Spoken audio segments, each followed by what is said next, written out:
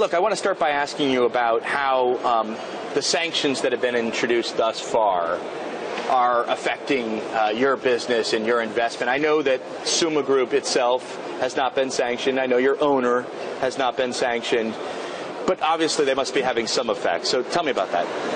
You know, I really think it is too early to tell, right? We're in the beginning of I think, relatively complex situation in the sort of international relations front. Sure. And the full effect on both sides, on the Russian economy, the European economy, on the Asian economies, I think is yet to be determined. But so far, I think in the most of the sectors where our business is present, we're seeing a relatively good growth, and we're on plan and budgets, and we do not yet see any substantial effect on our borrowing costs on an overall business environment. And I was talking to the economy minister earlier, and he was saying that the threat of these economic sanctions, which would be obviously, a sort of magnitude more in terms of their severity than what Russia has been threatened with thus far, that the threat of those sanctions is like nukes, he said. It's a very effective deterrent, but it won't be used because it would be mutually destructive. In other words, not only Russian businesses, but also Western businesses would be really hurt. You mentioned you haven't seen borrowing costs go up, but I mean, surely when you talk to, I know you were educated in part in the West, your Western partners, is it difficult to just like sit down with them nowadays?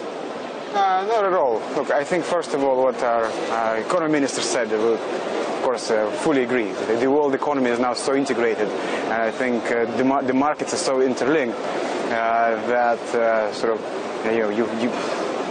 if you have issues of the magnitude which people are discussing in one part of the world, it will be felt everywhere.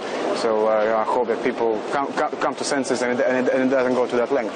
With respect to our business partners, no. I think we have a lot of international partners, whether it's international banks. We have a large global private equity, TPG, as a co-investor in one of our businesses. We're doing a large project in the port of Rotterdam, and of course we have many different clients in our logistics businesses and our construction businesses. That's right. You just mentioned Rotterdam. You want to build a terminal there. Yes. And no trouble. They're happy for a Russian company to. We are, as I said, with all of our partners, with all of our clients. It's business as usual.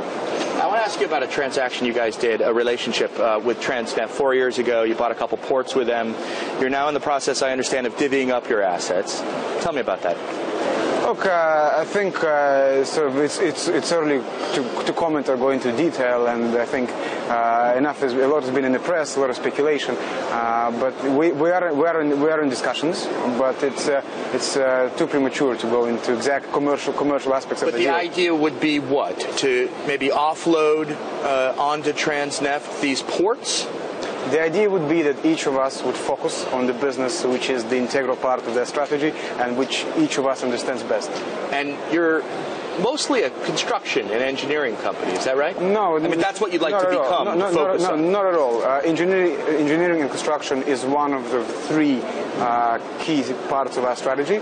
But I would say that the main part of the main business of the group is actually transportation and logistics. The group has port assets in all major parts of Russia, all major seas of Russia, in Novorossiysk, which is in the south, in northwest, right across the water from Crimea. In Vladivostok, we're building two large projects. One in Zarubino, which is 20 kilometers from the Chinese border, which is going to be a large new port in grain, in Roro, in coal, and which is going to be both Chinese transit and Russian exports. We're building what will be Russia's largest coal terminal in Port Vostochny, which is also in Primorsky Krai.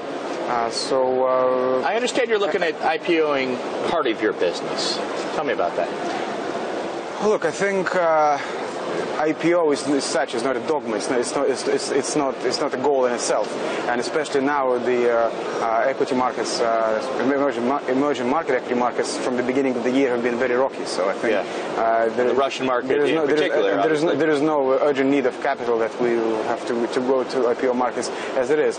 But I think IPOs overall is sort of a good goal which disciplines and aligns management and shareholders. And of course, we do look in a a horizon of 3 to 5 years to IPO different parts of our businesses, which with logistics and construction being two clear candidates for that. I know you guys were just in China. You do business with China. President Putin was there doing this big gas supply deal. Yes. For your company, for Russia in general, where does China fit in? Look, China is #1 trading partner for Russia. China is clear that the Chinese have growth perspectives for the next decades are one of the most attractive globally. Particularly if you do logistics, of right? Of course. And being